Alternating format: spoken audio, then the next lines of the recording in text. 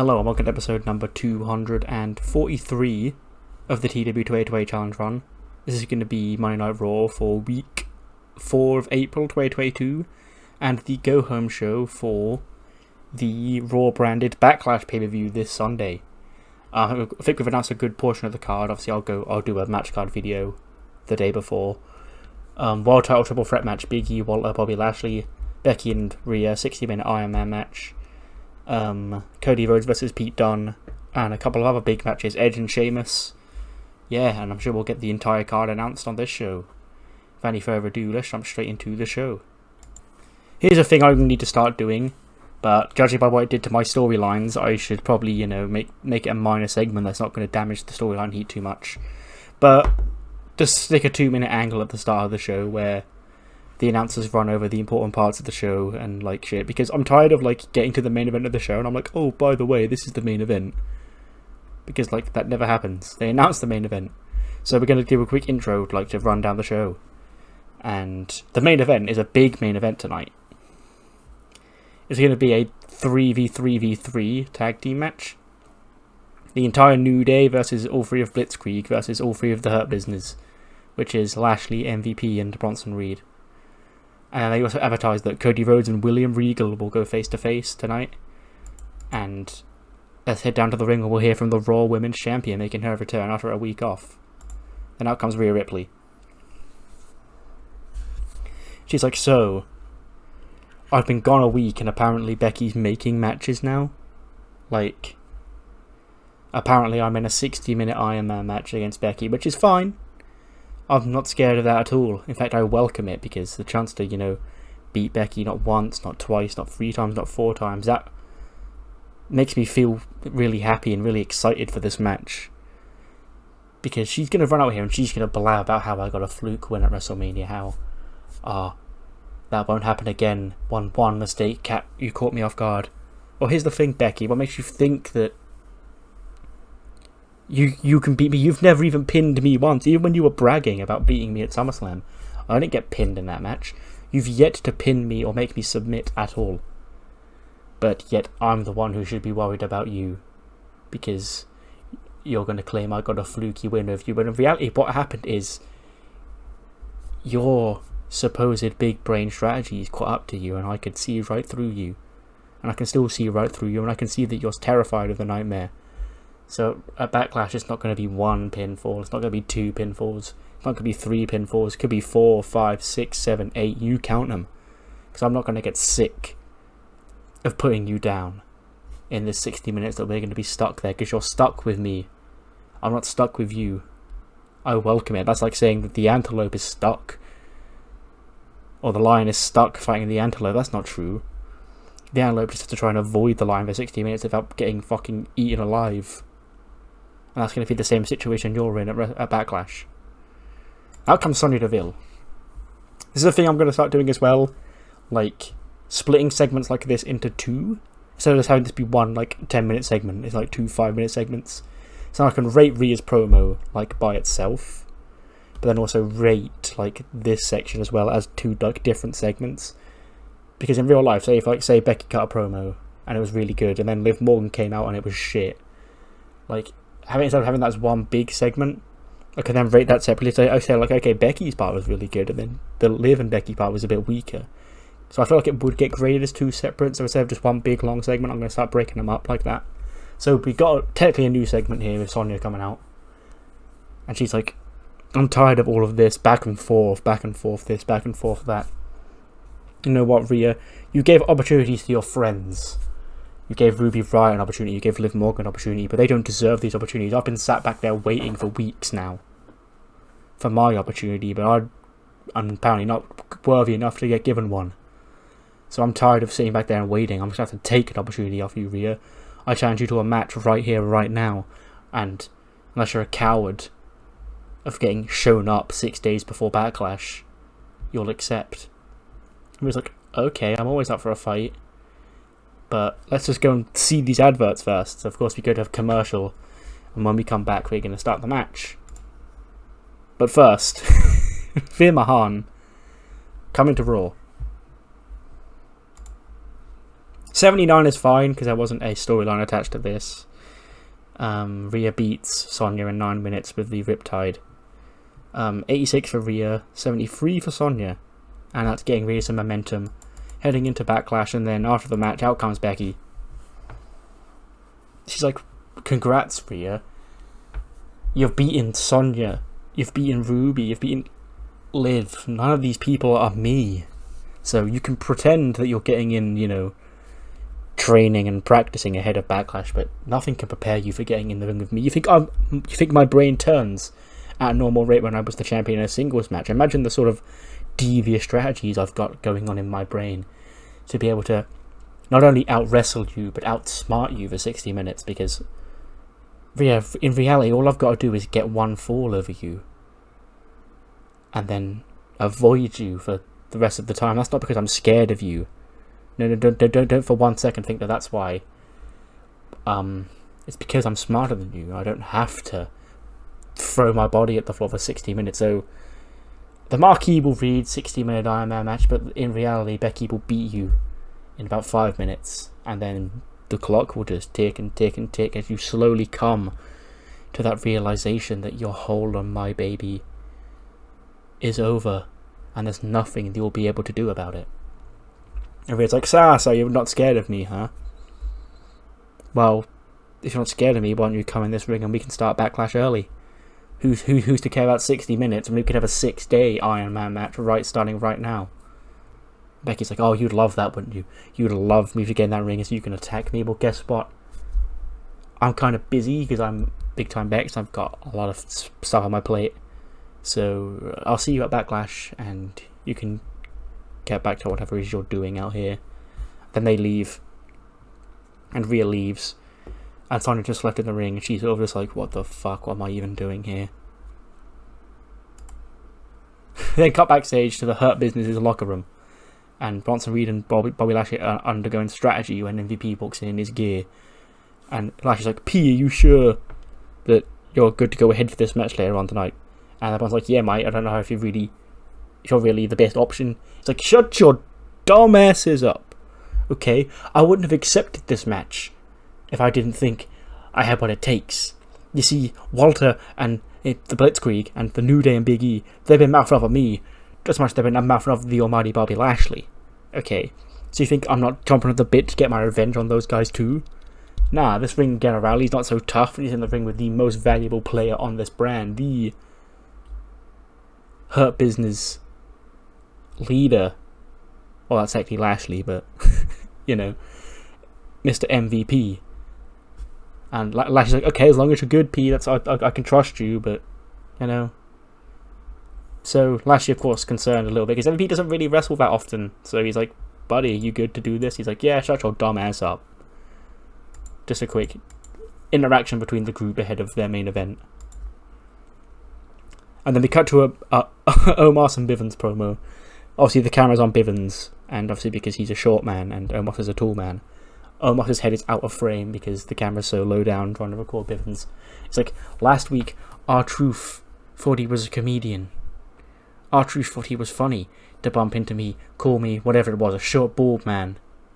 Okay? And whether or not the things that R-Truth called me are correct or not, which they aren't, that begs to differ, because it doesn't matter what you can call me. Because you can just call me a winner soon, because my Nigerian giant here has got my back. Who's got yours? Then the camera slowly pans up from Bivens and up to Omos, who just says simply, it's my time to take over Raw. And then pans back down to Bivens. He's like, well, you heard the man.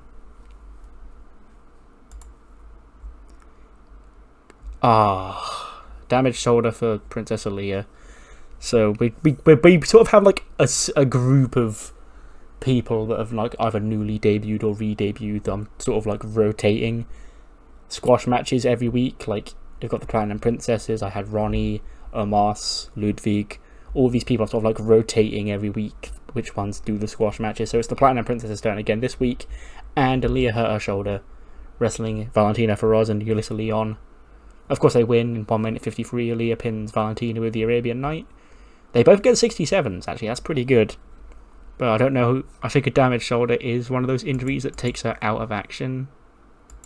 So that's not good. I'll be able to check ahead of Heat.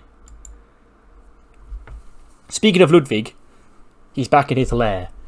And he's looking at the mask he's got. Like he's holding it like Shakespeare holding a skull or whatever. He's like, this mask really is American trash. This isn't even prime luchador mask. This isn't even... I don't know why he's now sounding Mexican. My German accent sort of went off there. He's like, this isn't even a prime luchador mask. This is some tat that you get from a fucking dress-up store. This isn't valuable to me at all. He just tosses it over his head onto the floor. It's like, but now it frees up space for more precious items. Championships, medals, anything I can get my hands on, because Ludwig isn't just here to make a name for himself. No, Ludwig is here to make the most of his career in WWE and fill out this lair with all of my visible trophies of my victims. And next week my most valuable piece yet will hang up on the wall when I face Sami Zayn. We haven't seen Sami on Raw since WrestleMania, but he's got a match with Ludwig next week, apparently. And apparently Sami's got a valuable piece that he wants to hang up on his wall. A moment of bliss. Alexa's like, guys, welcome to the biggest episode of A Moment of Bliss ever. Okay, so here's what's going to happen. Okay, 2 major announcements concerning this Sunday's Backlash pay-per-view. Number 1, there will be a special Backlash edition of A Moment of Bliss. And on that special, I know you're saying who will your guest be. The thing is, I don't know who my guest will be. I know what his role will be, or what their role will be, male or female. Because, of course, we had a female in this role before. But I'm going to be sat with the new general manager of Raw. They're going to be coming onto A Moment of Bliss to introduce themselves and make their first action in the world of being a general manager. Isn't that exciting? And that brings me on to less exciting. This Nova Nebula girl. Let's invite her out here. And out comes Nova. She's like, this is a bit unexpected, Alexa. Like, again, you kicked off when I was on the show last time. She's like, yeah, sit down. It's like, apparently, you've impressed some people here on Raw in your short. I don't know which people. These people clearly don't have any taste. But apparently you've been impressing some people during your time here on Raw. So they've actually made you a match for Backlash. It'll be on the kickoff show. And I was like, oh, really? My first pay-per-view this soon? That's really cool. Who's my opponent? Like, your opponent, you know, you've been butting heads with her for several weeks now. Mackie. And Nova's like, Mackie herself wants to fight me? Then out come the J-Flow girls. And she's like, that's right. I fight you, I beat you, weird alien girl. And then sort of... And Nova's just sort of takes it in her stride. She's like, okay, I'll see you at Backlash, Mackie. Just boops her on the forehead. And then she sort of like tries to look at, again, her forehead, but she can't see it. She's like, what'd she put on my forehead? What's there? And then Alexa's like, there's nothing. It's just mind games that she does. This is what she does. She's weird. She didn't actually stick anything on your head. And she's like, man, what a weirdo. Which is funny because obviously she's weirdo as well. Alexa's like, So big announcements there. Nova and Mackie facing off on the kickoff of Backlash. And Alexa's going to hold a moment of bliss where she's going to talk to the new Raw general manager. Who will it be? You'll have to find out at Backlash. I'll tell you who it won't be. It's not Markiplier. Which is a specific reference for one specific person that only one person will get. And because the rest of you will be like, why the fuck would it be Markiplier? Yeah, I do have to specify that, believe it or not. Like earlier on, we got the Hurt Business interview in their locker room. But this time we've got Blitzkrieg. And theirs is a lot more different. They're like I don't want to say like a training camp, because that's, you know, especially given the people involved. But like that sort of like rough like training drills to get ready for that match. Fowler's like shouting at them to like squat and shit, and then he's like stand, and they stand in the, I guess the Imperium pose, but they have like squeak. So it's like, tonight we have the opportunity to prove why we are the most dominant force here on Raw. Who cares about some new day? Who cares about some Hurt Business? We are the Hurts. We bring the Hurt, more than the Hurt Business. And then tonight we prove we beat Big E, we beat Bobby Lashley, and at Backlash, I beat Big E, I beat Bobby Lashley, and I become the World Heavyweight Champion. And they're like, yes, Walter. And then that's it. They're just showing them. We're going to have obviously cut to these throughout the night of all the groups training or preparing for the main event. Then come back to the ring, and there's Tyler Breeze. And he's like, I know, it's been too long. It's been 2 weeks without my beautiful face on this show, because once I destroyed that son of a bitch backstabber Shane McMahon at WrestleMania, I need to really evaluate what my next goal would be. Because I single-handedly demolished Shane McMahon at WrestleMania all by myself, and I think that makes a statement to anybody in the back.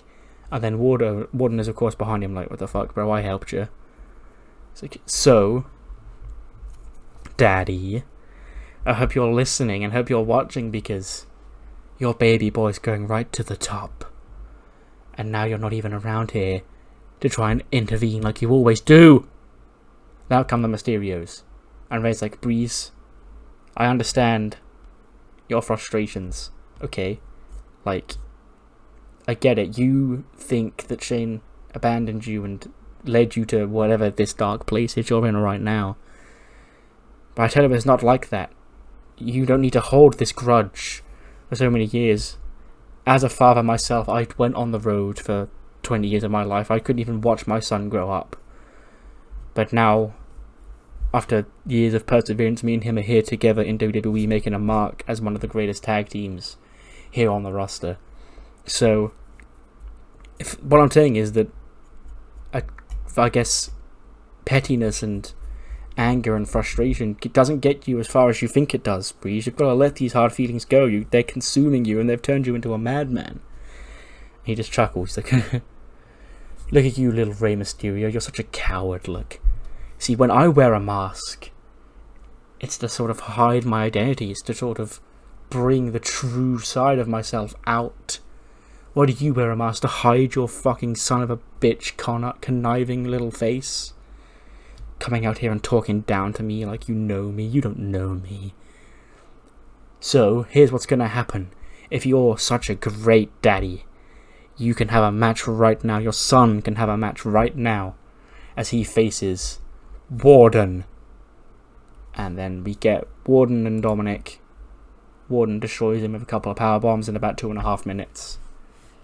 We got to keep the Wardon build going, of course, because he's Wardon, and I want to get him established before I do any kind of split with anybody, because you don't want to rush into that, otherwise it won't work effectively.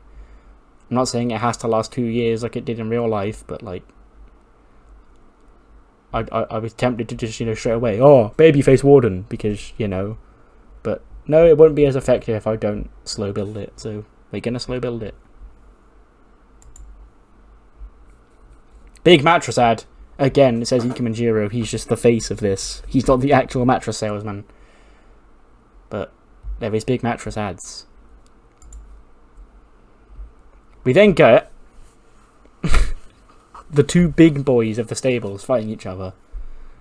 Ridge Holland and Top Dollar go one-on-one. Finn and Santos, of course, at ringside with Ridge, and Swerve, Ashanti, and B-Fab at ringside with Top Dollar. And then, of course, Finn and Escobar they fight Ashanti and Swerve on the ringside, which sort of distracts people. But there's an extra woman out there that Balor Club don't have an answer for, and that's B-Fab. So once the men are all fighting outside, she can distract Ridge, which leads Top Dollar to get the pin on Ridge Holland, which is kind of an upset. You know? This man won the Andre Battle Royal. 70 for Ridge, 37 for Top Dollar. Even in 6 minutes scripted, this match had dragged in terms of psychology, but okay, whatever. I wanted to get the two big men out in there in at least a respectable match. And it got 58, that's not too bad. But of course, Swerve and Finn are the two that will go one-on-one at the pay-per-view. Backstage segment. The Miz is catching up with Ronnie Hughes. It's like, listen, Ronnie, things got off on the wrong foot between you and Shanky last week, and trust me, you won't see Shanky here for about 28 days. He's being reprimanded for his abhorrent behaviour last week. But, don't know if you've noticed, but there's a lot of groups here on Raw, and if you really want to rise to the top and be a proper megastar like you can be, you know where to find me.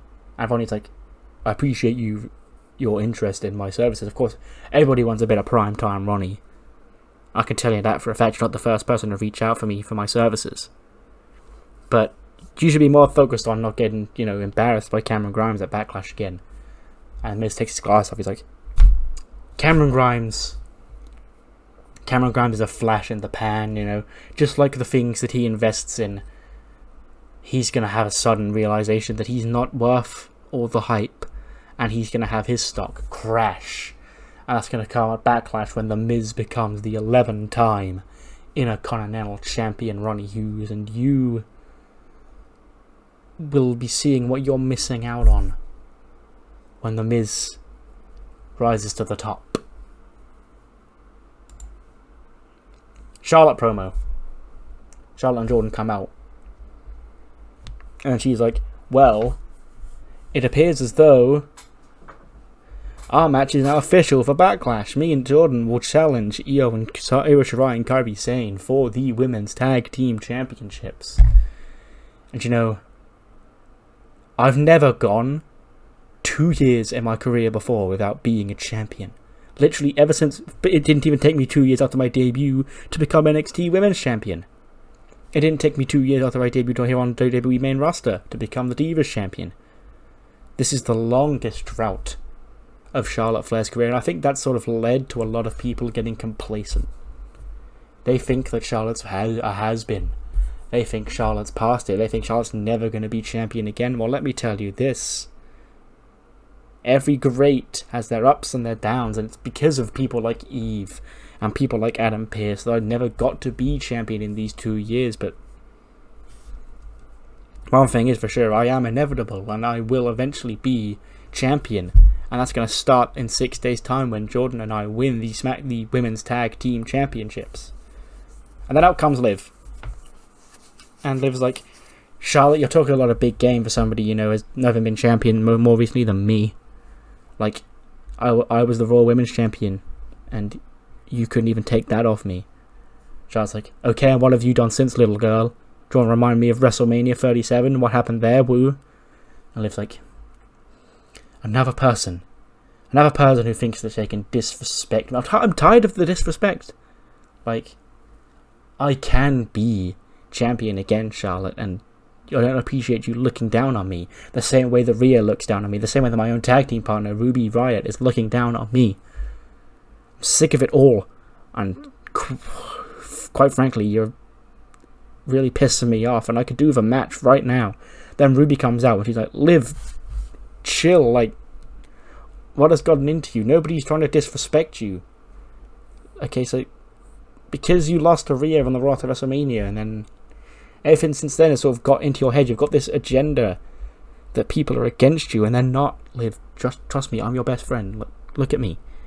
Nobody's against you, Liv. And Charlotte's like, well, you say nobody. I don't take so kindly to the comments that your friend here is making to me, Ruby, so get her out of this ring before I toss her out. And then Ruby gets all defensive. You don't speak to my friend like that, etc. Tag team match right now.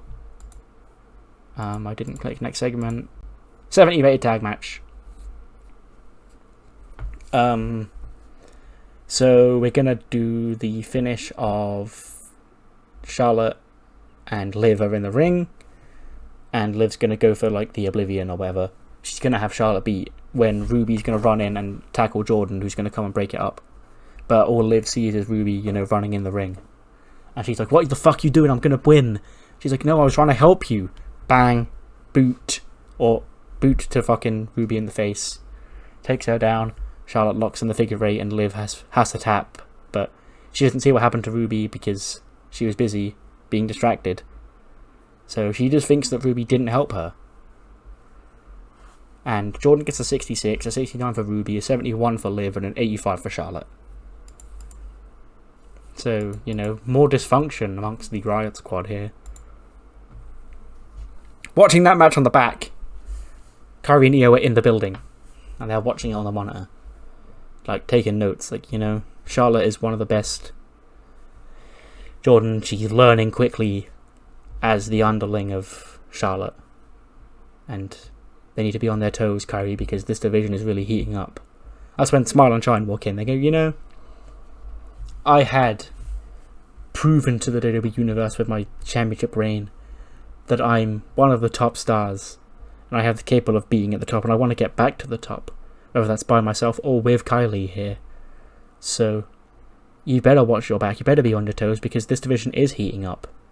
And that fire is because of the Welsh dragon that I spit. And then Julia and Micah walk in. They're like, yeah, we're also here. We also want to rise up the tag team ranks. And the princesses walk in. They're like, yeah, we're also here. We want to rise up the tag team rank. And Io and Kairi just sort of look around, chuckling, like, okay, yeah. Things are heating up here. It's not going to be easy keeping hold of these. We need to keep an eye out on all of this potential here. So just, sort of building up the tag team division, because I don't want it to be like the real life one where it's just two teams all one time and then everyone else fades to the background. Need to remind everyone that there is hot competition here. And I need to get Io on the show because Io is actually now my figurehead of my company. The game, it's not just me picking her because I'm me. The game did say she was like the best choice. Everyone else said like, oh, this person would be a really good choice, but they've got a lot of fucking negatives. They're overshadowed by a couple of other people. Io said she had all of the good qualities, but some people would overshadow her. But she was the only person that said, oh, she's got all the essential ingredients, even though she will be overshadowed by a lot of people. Like, that, I guess that makes you the best choice to be my figurehead. So, yeah, that's a thing. Cody's here. Adrenaline in his soul. And he says, well, I know you've heard a lot from me in the last 3 weeks, and you've heard a lot from William Regal. And we've never actually spoken face to face. I don't know if he's scared of me. I don't know if he called himself a real man's man. I don't know if that was all talk and he's not really a man. But I believe that he is. I believe I have more respect for Regal than that. So I believe that he is going to come out here and he is going to air his grievances to my face in this ring. And he does. Out he comes. It's like, first of all, thank you so much for the kind words, Cody. All I ever wanted in my life was your respect, not your father's. The respect of, a never was that his son is living off his father's name. But even then, trying to tarnish his father's legacy both in the ring and out of it. And Cody's like, cute, yeah, but come on, let's settle this like men. And Regal's like, it is good because I am glad it is you specifically. You are the only person from that group over there that would actually have the respect to deal with this like two men would. So I can give you that, Cody, but compared to me and compared to Dudley and compared to Pete and compared to even your own father and maybe even your own brother, you're not a real man. You are looking for the easy way back. You're claiming that you took this leave so you could come back and make yourself bet on yourself and come back. But no, you had the keys handed to you since your return. Triple H let you wrestle him at WrestleMania. I would never have done that. That's on Triple H. But you're getting the coat right, straight to the top. Pete Dunne, he had to answer John Cena's open challenge to get the recognition he deserved here on Raw. You are the one issuing them out after just a month back, Cody. You're not hard done by, you're spoiled. And you'll realise that once Pete Dunne puts you down at Backlash. And Cody's like, okay, so you're not entirely wrong, okay? Maybe I am a little bit, and maybe I did originally get my first feet here in WWE because of my family name, because of my father was such a legend and so respected here. But there are a couple of names, you know the names I'm talking about, Regal. Because hell, some of them came through NXT when you were down there, when my father was down there. They don't make it. They don't last. The pressure of having this name got to me, and I used it to thrive. Hell, there was a time over there where I wasn't even using my last name because I didn't want to be tied to Dusty, because I wanted to forge my own path, and I did that myself. But I thought, hell, if I've done this for myself, let's bring the WWE Universe along. Let's bring the Rhodes legacy on. And I don't know why it is. Maybe it's a weird British thing, but if you can't seem to see what I'm doing, is everything out of respect to make my father proud, because everything that I'm doing is what he wanted me to do before he left. No, but you don't know him like I knew him, Regal. You may claim you did, and he respected you and you respected him. But let's get one thing straight, you ain't the American dream. You ain't the American nightmare, neither is Pete Dunne. And bring Pete Dunne to Backlash, and I'll put him down. Bring that Dudley Davis, I'll put him down too. Bring your ass to Backlash, and I'll put you down too, because I'm tired of being told what I can and can't do, because I will be WWE Champion, and I will do it for my father. I don't care what you say, I don't care what Dudley or Pete says, as long as they agree with me. And the crowd pops, of course, because RKOD is a babyface. Regal's like, oh, touching, yes, very touching. But if you were not to make it to Backlash, Cody, then what would you do? What would be your solution to that problem? And Regal then leaves the ring, and we see Dudley and Pete slide in the ring behind Cody. But Cody, like, without turning around, just runs against the ropes, bang, hits the Cody curve to take Dudley down. Like, he knew this attack was coming, and he turns around and looks at Pete, and Pete's like, oh, bloody hell. He's like, come on, buddy. Takes his suit off. He's like, come fight me. And Pete's like, he's contemplating, he's looking at Regal, who's like, get him. He's looking at Dudley, who's down, and he's like, oh. And then he just shrugs, does the Pete Dunne shrug, swings at Cody. Cody ducks, bang, punch. Cody cut to Pete, goes for the crossroads, and then Dudley's, who's back on his feet and rolled to the outside, pulls Pete Dunne away. Boo. And then Cody gets all fired up as Kingdom blares out. Quick backstage segment with the Street Profits and Bianca. Sort of just, I imagine like on a track and field course, Bianca's ready to do a big run like the hurdles. Montez like, okay, Bianca, you've been great on SmackDown. You're former SmackDown Women's Champion, but the competition here on Raw is just as tough, if not tougher, because we've got a lot of new faces looking to prove themselves, a lot of established faces. We need to make sure you are still the EST of this company and this brand. Are you ready? He's like, I was born ready, Tez. Go. Plus a stopwatch, and we watch Bianca fucking smash track and field shit. Just a quick segment to confirm she is still the EST, because she wants to stay on top here on Raw.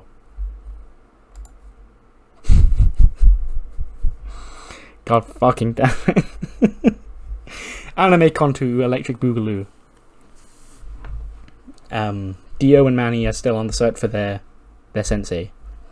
Dio's like, Manny, we've been here. It feels like we've been here a fucking week, Dio. Come on, where's this sensei of yours? Like, I know they're here.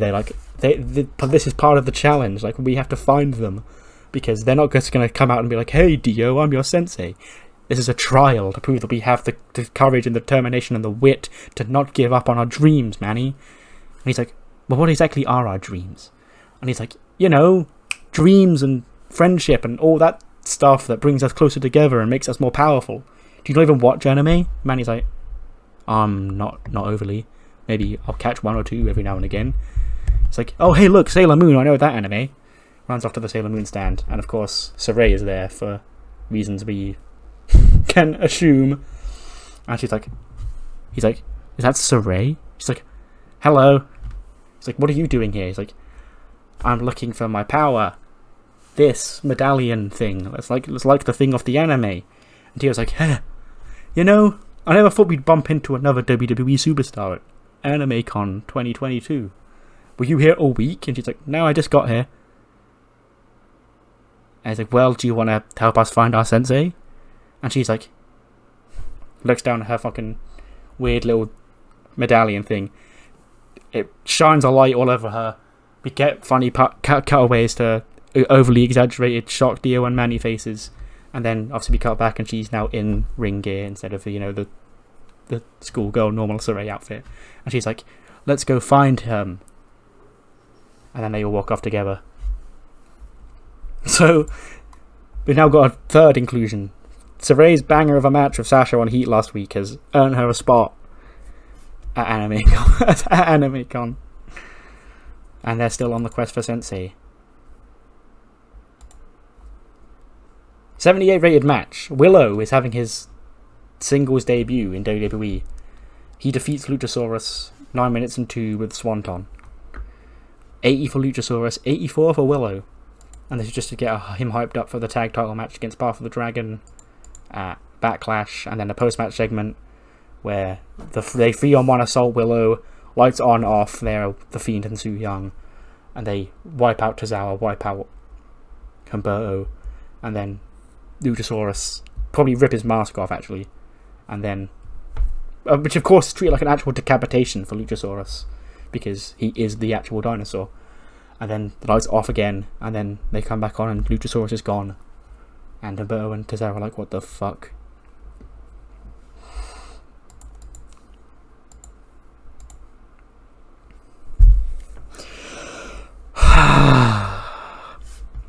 This is Challenge Run Season 5, everybody, okay? This is Challenge Run Season 5 for you. So, what we have is we get a follow-up from last week's segments where Dixie was gassing up Garza trying to get him to the top of the division. But this week she got some nice training footage here to watch. Like, honey, if you want to be the World Heavyweight Champion, if you want to be the Intercontinental Champion, if you want to do whatever here on Raw, you're going to have to learn to train to be one of the best. And I've got a lot of great footage. You can probably guess what company it's from and what era. Because it's Dixie. She's like, and Guy's like, how did you get this footage? What streaming platform is it on? And she's like, honey, that's not important. What's important is, look, watch it and learn to really up your game. So Garza's watching the footage of, you know, early 2000s TNA. When it being a site that Dixie has found this footage on, weird pop-ups start popping up on the side of the screen. You know the type. Hot MILFs are in Angel Garza's area. Which, of course, this distracts him. He's like, huh? Hot MILFs in my... There's hot MILFs in my... She's like, no, focus, honey. Watch the video. And then, when he looks around, when Dixie leaves, he, of course, clicks on one of the adverts to try and get a hot MILF. And the computer crashes.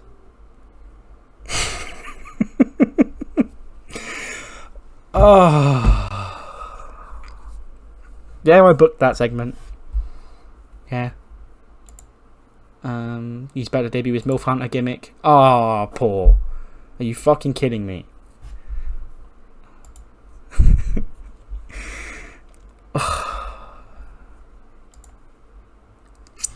But from that to this, Ruby is in the locker room, sort of getting changed after the match. She's like, oh, it sucks I didn't win.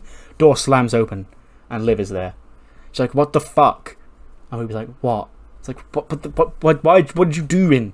Like, I had that match won, you came in the ring, you fucking distracted the referee, and then I lost because you couldn't even help me break up this submission. She's like, I got laid out, Liv, I was trying to help you. It's like, yeah, bullshit, I see what this is. You're keeping me around because, I'm your only path to being a champion. You don't think you've actually got what it takes because you lost to Rhea on Heat, so you know you can't be the Raw Women's Champion. So the only reason you're keeping me around is to try and get you a pathway back to the Women's Tag Team titles. You don't actually like me. You'll just keep me around for that. And she's like, well, Liv, chill. Look, we're best friends. Like, we got matching tattoos of our debuts on our body. Me, you, and Sarah, you know? Like, would I do that for somebody that I didn't care about? She's like, well, You're just trying to lull me in. Like, nobody actually gives a shit about Liv Morgan because they think I'm that dumb, that ditzy little blonde. I can take advantage of her. Well, I'm tired of it.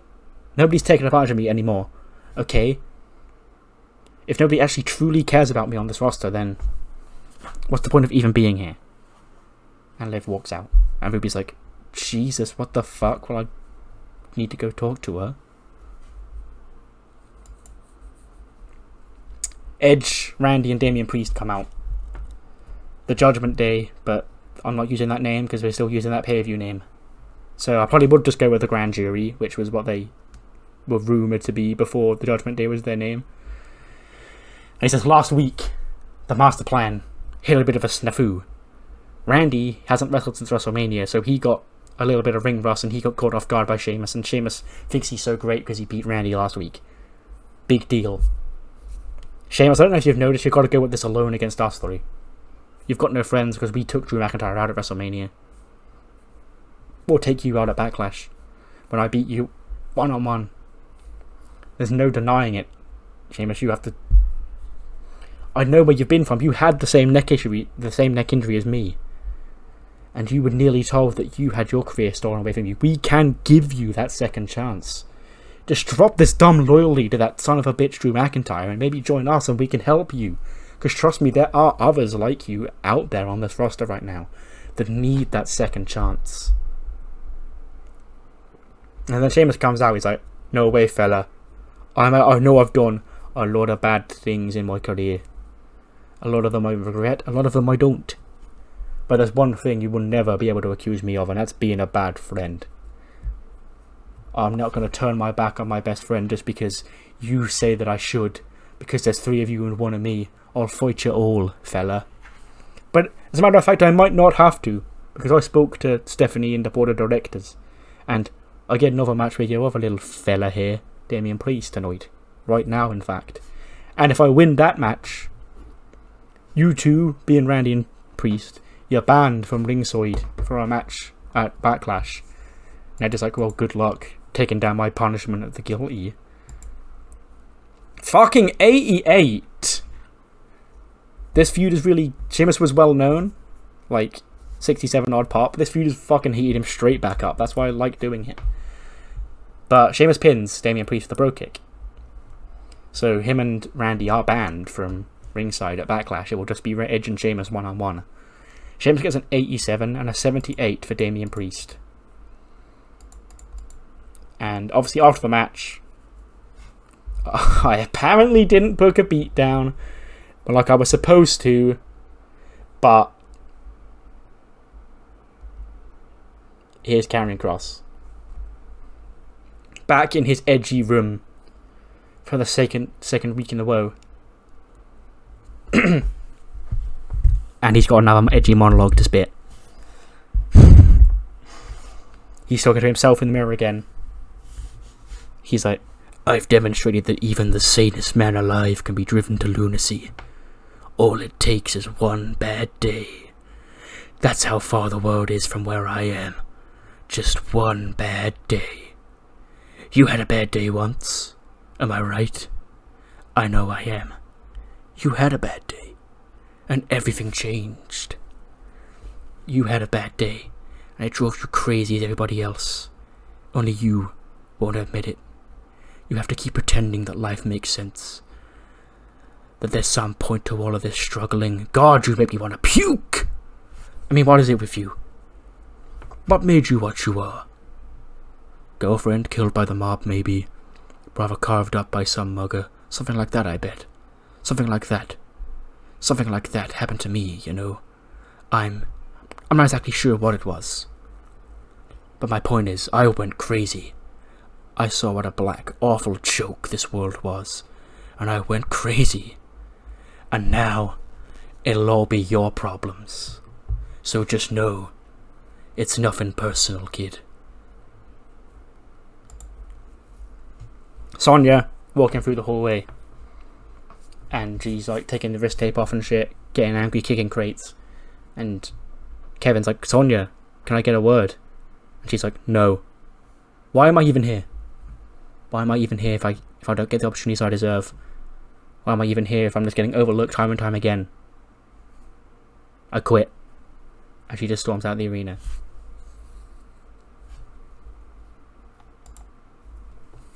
Gorilla with the New Day. They're getting all gassed up, hyping E up for his big match at Backlash. E, you're going to fucking beat Walter and Bobby at Backlash. It's going to be great. But first and foremost, we've got this big main event, 3v3v3 on right now. And we've been together the longest. We're brothers. 8 years together. That ain't going to stop us now because of the power of positivity. We're going to lay it all down on these asses. Oh, Dallas, don't you dare be sour. Etc. And then the main event gets an 83. I'll take that, considering there's a couple of, less than stellar parts in this. It's not elimination, like the game says it is. Walter pins Xavier Woods with the big splash, and Blitzkrieg get the win. Walter gets a 94, 89 for Dragunov, 64 for Connors, 81 for Lashley, 74 for MVP, 90 for Bronson Reed, 87 for Big E, 78 for Kofi, and a 91 for Woods. So that's a fun, cool main event to really go home with. And then, after the match, the 3 men that are in the title match at the pay-per-view get into a big kerfuffle. Lashley spears Walter. Big E drops Lashley with the big ending, but then Walter gets back up, powerbombs Big E. And the Ring General holds the World Heavyweight title up high to win the show. Will that be the sight this Sunday at Backlash? 91. That's fine. That's pretty good, considering the main event only got an 83. And we're still building up a lot of, characters. We're still building up Veer, Ludwig, the mattress adverts, the anime people, and all these. So yeah, that's still pretty fucking cool. But we've got one more show here today, and that's Heat. Heat opens up with Shotzi Blackheart in action. She defeats Sylvana Lucas, who is actually the NXT Women's Champion, but her pop is not really good, so I would like to have had her win, but they've put the belt on like a low pop regen, so I guess having her lose matches like this would actually be a better way to get her over. So Shotzi wins. It goes 9 minutes 17. She wins with Fright Night. She gets a 70. Sylvana gets a 34. Then after the match, Shotzi takes the microphone and she says, "Ember, Mia, I hope you're listening, because this Friday on SmackDown, I'm going to bring my ally, Utami Hayashishita, and we're going to have ourselves a tag team match. It's you two against us two. See you there, girlies." 24 rated match. I need to get B-Fab a win, because she's not wrestled at all yet, because there's no women in Balor Club. So she beats Doudrop in 4 minutes by submission. 29 for B-Fab, Doudrop 41. She did really good. She's in NXT, Doudrop. Haven't brought her up yet. Haven't had a role for her. She was originally going to be what Killer Kelly was in the Becky faction, but maybe that would have been a better choice in the long term, because Kelly got pregnant straight away. But yeah, just Doudrop is around here. She's like a Heat, I guess, gal for the moment. These two SmackDown tag teams have a chat, and we make another women's tag team match for SmackDown. It'll be Emma Porter and Kelsey Cook, Double Trouble against the Ninja Warriors, Kate and Cara and Katana Chance. That'll be fun, a way to build up these four who don't have a lot of popularity. 70 rated 6-woman tag team match. Dominion are in action as a unit. They defeat the trio of Flannery Bentley, Fallon Henley, and Rosie Riley. I went through and renamed everybody in NXT that had a name that wasn't from WWE, as the rules suggest. So this is Cara McKenna, however her name was, who teamed with Fallon last week, but now she's been renamed Flannery Bentley, because that also sounds like sort of a... This could be like a fun little weird horse girl Heat tag team. And then Rosie Riley is Rachel Rose, who I renamed. She got a 51. These two got 29s. 76 for Julia, 76 for Julia, 69 for Micah, 92 for Asuka. Then a quick backstage segment when women's overlord Brandy Rhodes is backstage when Alexa walks in. She's like, "Hey Brandy, just wanted to check up on this whole Moment of Bliss thing at Backlash. I'd be sure the paperwork is all signed off." Brandy's like, "It is officially signed off, yes." So that person, we officially know that that person's officially signed on to be the general manager, so they're going to be at Backlash. And then Brandy goes, yep, the new general manager of Raw will officially be at Backlash on a moment of bliss. And she went, that's excellent, I just wanted to make sure that had all gone through correctly. Brandy went, yeah, it has. Alexa says you can leave now. And she went, nice little office you got in here, Brandy, it's really cool. I can't wait for this Sunday. And then she leaves. Really? 64? Why was Rosie Riley the referee? Did it really damage it that badly?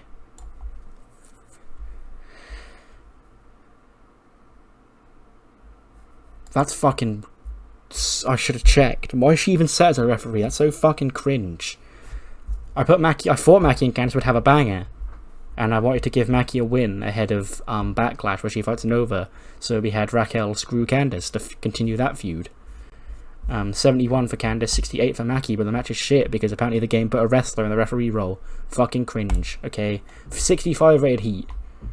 Kind of a short episode of Heat this week. We had like a couple of short angles, no really long ones. But yeah, that's going to be it for Raw. Next time we'll see Raw will be at Backlash. But we'll have an episode of SmackDown before then, and of course Velocity with groups E and F of the Cruiserweight World Cup. See you then.